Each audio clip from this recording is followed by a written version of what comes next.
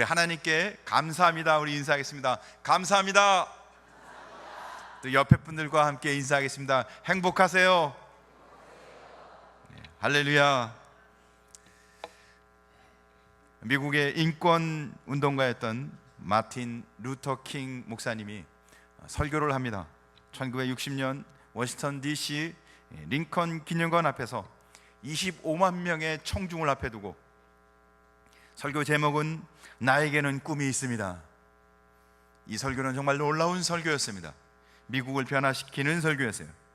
우리가 비록 지금까지는 역경 중에 살아왔지만 나에게는 꿈이 있습니다. 나에게는 꿈이 있습니다. 장애를 가진 아이든 장애를 갖지 않은 아이든 함께 형제처럼 손을 잡고 함께하는 나라가 될 것으로 꿈을 꿉니다. 나에게는 꿈이 있습니다. 불의와 억압이 존재하는 현실 앞에 앞으로는 자유와 정의가 오아시스처럼 함께할 나라가 될 것을 꿈꿉니다. 나에게는 꿈이 있습니다. 아이들이 그 있는 모습대로 평가되고 인격적으로 사람이 세워질 나라가 될 것을 꿈꿉니다. 나에게는 꿈이 있습니다. 인종차별로 인해 흑백이 가려진 이 나라에 형제 자매처럼 함께 손잡고 서로 사랑하는 나라가 될 것을 꿈꿉니다. 나에게는 꿈이 있습니다. 굴곡진 이 나라가 평지가 이고 평탄하게 되어 모든 사람들이 한 곳을 바라보며 은혜의 가운데 함께할 것을 나에게는 바라보게 됩니다. 마틴 루터 킹 목사님의 설교였습니다. 근데 이 설교를 이후에 미국 사회는 변합니다. 꿈처럼 이루어졌습니다. 꿈처럼 아름다운 나라가 되었습니다. 오늘 성경 본문도 아름다운 꿈을 꾸는 한 사람이 있습니다. 그는 사도 바울이었습니다. 그는 하나님 안에서 꿈꿉니다. 사랑성대분 2014년 한 해가 이제 달랑 한 달 남았습니다. 이젠 2015년을 꿈꾸며 주 안에서, 믿음 안에서, 신앙 안에서 복된 자가 되시길 주의 이름으로 축복합니다. 어떻게 바울이 꿈꾸는지, 어떤 상황 가운데 그런 꿈꾸는 사람이 되는지 우리가 함께 말씀을 통해 나누고자 합니다. 1. 자, 제목을 한번 같이 읽어보겠습니다. 시작. 이 일이 있은 후에.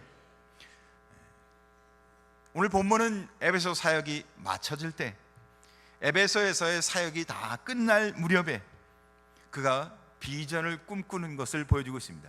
그래서 이렇게 시작하는 겁니다. 이 일이 있은 후에. 그러니까 그가 하는 일이 다 끝났다는 겁니다. 완성되고 이제 최종 마무리를 짓고 있다는 거예요. 그러니까 이제는 어떻게 해야 돼요? 다 끝났으면 쉬어야죠. 근데 바울은 그때 다른 일을 꿈꾸고 있습니다. 바울이 이 일이 끝났다는 건 사실은 15년 동안 사역을 했습니다. 3번에 걸쳐서 선교 여행을 합니다. 많은 교회, 많은 도시에 많은 교회를 세우고, 또한 그는 이 특별히 에베소에서는 3년 동안 집중적으로 사역을 합니다. 만약에 그 한 사역을 다 기록하라면 많은 사람들한테 칭송받을 만큼 많은 일을 했습니다. 어쩌면 이제는 쉬고 이제는 안식해야 할 상황인 것 같습니다. 아마 누가 쉰다고 해도 뭐라 할 사람이 아무도 없을 겁니다. 아마 쉬는 것이 당연하다고 얘기할 겁니다. 그러나 바울은 여기서 멈추지 않습니다. 새로운 목표, 새로운 비전을 꿈꿉니다. 오늘 성경 21절을 우리가 한번 같이 읽어보겠습니다. 21절 같이 읽겠습니다. 시작. 이 일이 있은 후에 바울이 마게도냐와 아가야를 거쳐 예루살렘에 가기로 작정하여 이르되 내가 거기 갔다가 후에 로마도 보아야 하리라 하고, 바울이 2가지 비전을 이야기합니다. 남들은 쉬어야 할 때 새로운 꿈 2가지를 다시 꿉니다. 하나는 예루살렘으로 가는 거고 또 하나는 로마로 가는 것입니다. 그러니까 단기적으로는 예루살렘에 가는 것이며 장기적으로는 로마에 가는 거예요. 장단기 계획을 은퇴, 이제는 쉬어야 할 때 세우고 있다는 겁니다. 바울의 삶은 은퇴는 없었어요. 그는 앞을 향해 나가는 사람이었습니다. 계속 전진, 하나님 향해 끝까지 비전을 이뤄가는 삶을 살아갑니다. 사랑하는 성도 여러분, 살아있는 물고기는 흐르는 물을 역류해서 거슬러 갑니다. 강물을 따라 올라가요. 그러나 죽은 물고기는 강물에 떠내려갑니다. 살아있는 인생은 매 순간 앞으로 갑니다. 그러나 죽은 인생은 과거만 이야기할 수밖에 없습니다. 바울의 인생과는 앞으로 가는, 전진해 가는 비전과 꿈을 꾸는 인생관이었습니다. 우리는 빌립보서 3장을 통해서 바울이 어떤 말을 하는지, 같이 어떤 인생관을 갖고 있는지 같이 한번 읽어보도록 하겠습니다. 빌립보서 3장 한번 읽겠습니다. 시작. 형제들아, 나는 아직 내가 잡은 줄로 여기지 아니하고 오직 한 일, 즉 뒤에 있는 것은 잊어버리고 앞에 있는 것을 잡으려고 표대를 향하여 그리스도 예수 안에서 하나님이 위에서 부르신 부름의 상을 위하여 달려가노라. 바울은 과거는 다 잊었습니다. 자기가 과거에 뭐 했는지는 별로 중요하지 않습니다. 앞으로 2014년은 이미 다 지나갔습니다. 이제 우리에게 남은 것은 2015년이에요.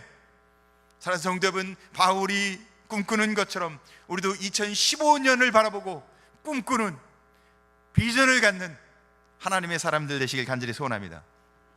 최근 사회 현상 중 하나는 은퇴입니다. 공무원은 정년이 정해져 있지만 일반 회사들은 30대, 40대, 50대 언제 은퇴해야 되는지 모릅니다. 퇴직이죠.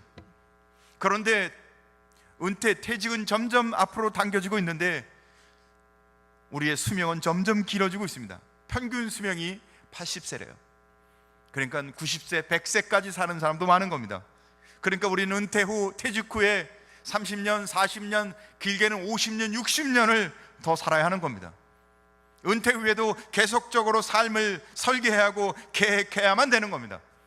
그러니까 은퇴한다고 해서 과거만 뒤집고 사는 게 아니라 이제 앞으로는 미래지향적인 삶을 살아야 하는 거죠. 우리는 어디를 바라보고 살아가시나요? 과거를 보시나요? 아니면 미래를 보시나요? 과거에 집착하며 과거 이야기를 하시나요? 아니면 왕년에 내가 어떤 사람인지, 왕년에, 아니면 앞을 바라보고 내일을 생각하고 꿈을 꾸는 꿈의 사람, 비전의 사람입니까? 바울은 앞으로 다가올 앞날을 준비하고 계획하는 비전과 꿈이 있는 사람이었습니다. 사랑하는 성도 여러분, 2015년 앞으로의 날을 바라보며 주 안에서 꿈꾸는 하나님의 사람이 되시길 주님의 이름으로 축복합니다. 인생을 설계할 때, 비전과 꿈을 가질 때 두 가지의 지표가 있다고 합니다. 하나는 하나님이 기뻐하시는 것은 무엇인가, 하나님이 원하시는 목표가 뭔가를 찾는 것이고, 두 번째는 내 인생이 최대 행복은 무엇인가. 사람들은 이 두 가지가 상충, 부딪힌다고 생각합니다. 내가 하나님의 뜻대로 하나님이 기뻐하시는 삶을 살면 내가 혹 그 일로 인해서 불행해지거나 나의 삶에 손해를 볼 거라고 생각합니다. 결코 그렇지 않습니다. 절대로 그런 일 생기지 않습니다. 하나님이 원하는 삶을 살면 세상에서 가장 행복한 자가 되는 줄 믿으시기 바랍니다. 그게 믿음이에요. 그런데 정말 그렇습니다. 하나님 말씀대로, 하나님이 원하는 대로 살면 하나님이 그 인생을 가장 복된 자로 세워주십니다. 할렐루야. 그건 성경에 기록한, 성경이 말하는 사실이고, 믿는 자, 정말 하나님 말씀대로 사는 믿는 자의 삶 가운데 보여주는 증거입니다. 사랑하는 성도 여러분, 하나님이 원하는 대로 살며 하나님이 원하는 대로 비전과 꿈을 꾸면 가장 행복한 자의 삶을 사는 것이라는 것입니다. 어느 심리학자가 말합니다. 인생의 최고의 행복감은 남을 섬기는 데 있다. 남을 도울 때 가장 행복하다는 겁니다. 우리는 어떤 일을 앞으로 계획하며 어떻게 살아야 할까요? 여러분, 앞으로의 삶을 계획해야 합니다. 특별히 기도하시기 바랍니다. 하나님이 주신 은혜 가운데 기도하시기 바랍니다. 오늘 바울은 자기의 비전은 첫째, 구제였어요. 다른 삶을 섬기고 돕는 거였습니다. 내게 주신 은혜를 기억하며 하나님이 날 구원하셨기에 다른 삶을 섬기고 다른 삶을 구제하는 일을 그의 첫 번째, 그의 꿈으로 삼았습니다. 두 번째는 그는 로마, 스페인까지, 땅끝까지 이르러 우리에게 주신 복음을 증거하는 것이었습니다. 곧 주님이 주신 목표며 우리가 기도하며 세워야 할 우리 비전과 꿈이었던 겁니다. 다른 사람을 섬기고 복음을 위해 사는 삶. 여러분, 남은 생애를 어떻게 살길 원하십니까? 여러분의 삶의 남은 생애를 어떻게 살기를 기도하고 계십니까? 구제를, 복음을 위해 비전과 꿈을 꾸는 사람이 되시길 주님의 이름으로 축복합니다. 바울의 첫 번째 비전, 우리 한번 같이 보겠습니다. 같이 읽겠습니다. 바울의 첫 번째 비전, 예루살렘 교회의 구제. 다시 한번 하겠습니다. 안 하신 분들이 많으세요, 그죠? 예. 시작. 바울의 첫 번째 비전, 예루살렘 교회 구제. 바울의 첫 번째 비전은 예루살렘에 가는 겁니다. 예루살렘에 가는 이유는 구제를 위해서. 자, 우리 21절과 22절 성경을 한번 다시 읽어보겠습니다. 시작. 이 일이 있은 후에 바울이 마게도냐와 아가야로 거쳐 예루살렘에 가기를 작정하여 이르되 내가 거기 갔다가 후에 로마도 보아야 하리라 하고, 자기를 돕는 사람 중에서 디모데와 에라스도 두 사람을 마게도냐로 보내고 자기는 아시아에 얼마 동안 더 있으니라. 아멘. 바울은 예루살렘의 교회를 방문하고자 하는데 그것은 예루살렘 교회가 너무 어려워서 구제하기 위해서입니다. 당시의 유대 지역, 예루살렘 중심으로 있는 지역에 흉년이 계속 몇 년이 계속해서 흉년이 있었습니다. 그러니까 예루살렘 교회에 굶어 죽는 사람까지 있을 정도였어요. 얼마나 힘들었겠어요. 그래서 디모데와 에라스도를 어디로 보내냐면 마게도냐와 아게야 지방에 보내서 구제 헌금을 모아오게 했습니다. 특별한 헌금을 모아와서 예루살렘 교회에 보내기 위해서 두 사람을 보냈던 겁니다. 사랑하는 성도 여러분, 교회가 해야 할 일은 어려운 사람을 돕고 어려운 교회를 돕는 것입니다. 그래요. 바울이 어떻게 이 일을 구체적으로 했는지 로마서에 보면 아주 자세하게 나와 있습니다. 로마서 15장을 우리 한번 같이 읽어보도록 하겠습니다. 화면에 시작. 그러나 이제는 내가 성도를 섬기는 일로 예루살렘에 가노니 이는 마게도냐와 아가야 사람들이 예루살렘 성도 중 가난한 자들을 위하여 기쁘게 얼마를 연보하였습니다. 저희가 기뻐서 하였거니와 또한 저희는 그들에게 빚진 자니 만일 이방인들이 그들의 영적인 것을 나눠 가졌으면 육적인 것으로 그들을 섬기는 것이 마땅하니라. 아멘. 예루살렘 교회가 너무 어려워서 마게도냐와 아가야에 있는 성도들이 헌금을 모아서 그 가난한 자들을 위해 연보, 헌금을 해서 보냈다는 겁니다. 그런데 오늘 성경을 보니까 저희가 기뻐서 하였거니와 또한 저희는 그들에게 빚진 자니 그들이 너무 기뻐서 했다는 겁니다. 사랑하는 성도 여러분, 구원받은 백성이라면 돕고 섬기고 구제하는 일이 기쁨이 되시길 바랍니다. 왜 기쁨이 돼야 할까요? 우리가 영적으로 하나님의 은혜를 받았으니까 내가 육적인 것을 나누는 것은 당연한 일이라는 거예요. 우리가 더 큰 걸 받았기에 작은 것을 섬기는 것은 정말 복된 일이라는 겁니다. 사랑하는 성도 여러분, 내가 섬기는 것은 이미 너무 큰 걸 받았기 때문에 사랑하는 성도 여러분, 은혜 가운데 섬기는 일을 기쁨으로 여기실 주님을 축복합니다. 사실은 바울과 유대인의 관계는 그렇게 좋은 관계가 아니었습니다. 바울이 가서 선교하는 곳마다, 바울이 가는 곳마다 방해꾼들이 있었는데, 바울을 힘들게 하고 돌 던지고 죽이고자 했던 사람이 있었는데 그들이 누구냐면 유대인이었어요. 바울이 생각하기에는 유대인들은요, 생각한 그 생각으로만 한다면 처철하게 원수예요. 아이고, 저 사람들을 왜 도와 내가. 그러나 바울은 그렇게 생각하지 않고 긍정적으로 봅니다. 좋은 면을 봅니다. 왜냐하면 복음은, 하나님이 주신 은혜는 유대인으로부터 시작했으며 유대인을 통해서 이방인에게 전해졌기에 도리어 영적인 빚이 있다고 보는 겁니다. 그러니까 당연히 그들을 섬기고 구제하고 돕는 일은 당연하다고, 영적 채무가 있음을, 여러분은 다 구원받은 하나님의 자녀이기에 우리에게는 영적 채무, 영적 빚이 있는 겁니다. 근데 영적 빚을 뭘로 갚으라고요? 구제와 섬김으로, 사랑으로 갚으라는 겁니다. 사랑하는 성도 여러분, 우리가 사랑으로 섬겨 영적 채무를 이행하는 복된 자가 되길 간절히 소원합니다. 우리는 북한 동포를 볼 때 같은 마음을 갖게 됩니다. 그래요. 사실은 북한은 좋은 감정이 생길 수 없는 그런 곳입니다. 계속 전쟁을 일으키고자 하고, 그들도 통일이 소원인데 그들은 적화 통일을 이루고자 하고 전쟁을 일으키고자 합니다. 계속 후원하고 또 대화를 통해서 뭔가를 좀 이렇게 이뤄가고자 하지만 그들은 어떻게 해요? 우리를 이용합니다. 행패를 부립니다. 또한 북한에 있는 백성들은 굶주리고 단합 가운데 있습니다. 그 북한에 있는 수많은 사람들은 정치 수용소 감옥에도 갇히고 처형당하고, 생각하면 생각할수록 용서할 수 없는 겁니다.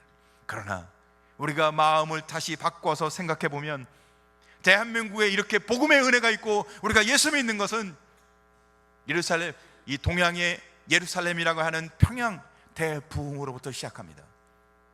그런데 6.25 이후 그 수많은 믿음의 귀한 사람들이 남한으로 넘어와서 복음을 열심히 전해서 우리가 복음의 빚진 자가 된 것입니다. 우리는 북한을 위해, 저 북녘 땅을 위해, 통일과 북한을 위해 기도해야 합니다. 할렐루야. 왜요? 우리가 복음의 빚진 자이기에. 사랑하는 성도 여러분, 2014년을 마감하며 2015년을 계획을 세우는데 저는 두 가지를 나름대로 세웠습니다. 한 20일 전에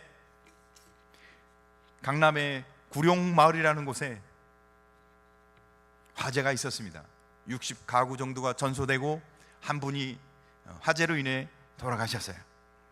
그 마을이 굉장히 힘들고 어려운 상황이 있습니다. 많은 사람들이 가서 생활 필수품과 또 그들을 돕고 있더라고요. 그래서 교회도 돕고 또 주변에 있는 여러 기관들이 돕고 있는 모습을 볼 수가 있습니다. 저희 근곡교회도 이 어려운 이들에게 우리가 마음을 다하여 기도하며 돕길 원합니다. 혹 마음에 있는 분이 있다면 여러분들이 마음을 기쁨으로 자유롭게 표현해서 마음에 함께 동참해 주시면 감사하겠습니다. 그러면 우리 근곡교회가 어려운 이웃을, 정말 어려운 환경에 있는 이웃을 우리가 섬길 수 있을 것입니다. 또 한 가지는 우리 근곡교회 지역을 위해서 섬기는 일을 계획하고 있습니다. 이 근곡 지역의 어려운 이웃들을 어떻게 섬길까? 그래서 그 마음을 다하여 우리가 섬기기 위한 사랑 나눔 봉사단을 만들어 볼까 하고 있습니다. 그래서 그들에게 찾아가서 그들의 삶 속에 필요한 것이 무엇인지, 그들의 삶 속에 정말 우리가 도울 수 있는 일이 무엇인지 그들을 직접 찾아가서 우리가 돕는 그런 사랑 나눔 봉사단을 2015년에는 만들어서 함께 하고 싶습니다. 사랑하는 성도 여러분, 기도해 주십시오. 그리고 참여해 주십시오. 우리가 구원받은 성도라면 어려운 이웃을 섬기는 것이 교회가 해야 할 일이라는 겁니다.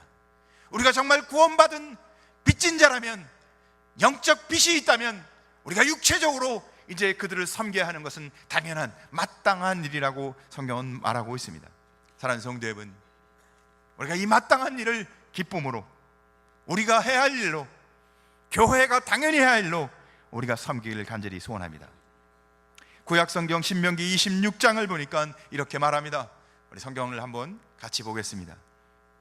시작. 셋째 해 곧 11조를 드리는 해에 내 모든 소산의 11조 내기를 마친 후에 그것을 레위인과 객과 고아와 과부에게 주어 내 성문 안에서 먹어 배부르게 하라. 객, 고아, 과부, 경제적으로 전혀 능력이 없는 사람들, 생계가 곤란한 사람들, 당시에 그런 사람들을 이야기하는 겁니다. 정말 힘든 이웃들. 근데 이들을 어떻게 하라고요? 교회가 책임져야 한다는 거죠. 사랑하는 성도 여러분, 우리 근곡교회가 정말 어려운 이웃들을 책임지는, 어려운 이웃을 향해 우리에게 받은 사랑을 나누는 우리 근곡교회 표어가 뭐죠? 사랑으로 역사하는 교회, 사랑으로 역사하는 교회가 되길 간절히 소원합니다. 야고보서 2장 말씀을 함께 같이 보겠습니다. 같이 읽겠습니다. 시작. 만일 형제나 자매가 헐벗고 일용할 양식이 없는데 너희 중에 누구든지 그에게 이르되 평안히 가라, 덥게 하라, 배부르게 하라 하며 그 몸에 쓸 것을 주지 아니하면 무슨 이익이 있으리요? 형제가 자매가 헐벗고 일용할 양식이 없는데 말로만 평안히 가라 이렇게 한다면 무슨 이익이 있겠습니까? 우리는 정말 말이 아니라 우리의 삶으로, 우리의 몸으로, 우리가 사랑으로 승리하는 하나님의 은혜가 있길 간절히 소원합니다. 바울의 첫 번째 비전은 예루살렘에 가서 구제하는 것이었습니다. 섬기는 것이었습니다. 나누는 것이었습니다. 우리 근곡교회 온 성도들과 우리 교회가 2015년에는 섬기고 나누고 주의 일 감당하는 비전과 꿈이 있기를 간절히 소원합니다. 세 번째, 바울의 두 번째 비전, 우리 한번 같이 보겠습니다. 시작. 바울의 두 번째 비전, 로마 방문. 바울은 로마를 방문하는 것이 두 번째 비전이었어요. 로마는 당시 로마 제국의 수도였습니다. 제국의 심장부였어요. 황제가 있는 곳이었습니다.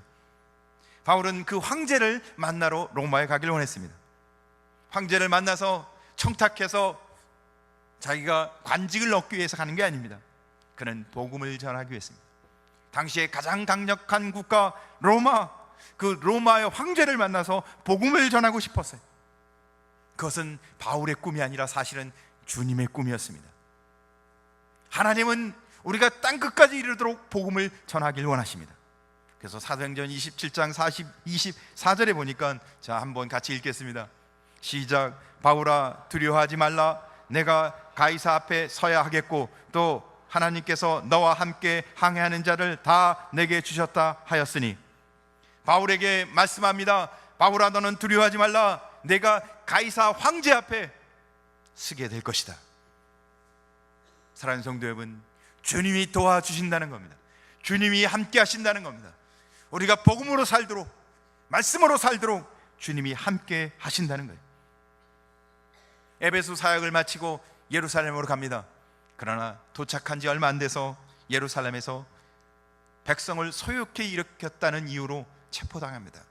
결국은 2년간 감옥에 갇혀요. 가이사라 감옥에 갇혀 있는 동안에 많은 총독과 황제에게, 왕에게 신문을 당합니다.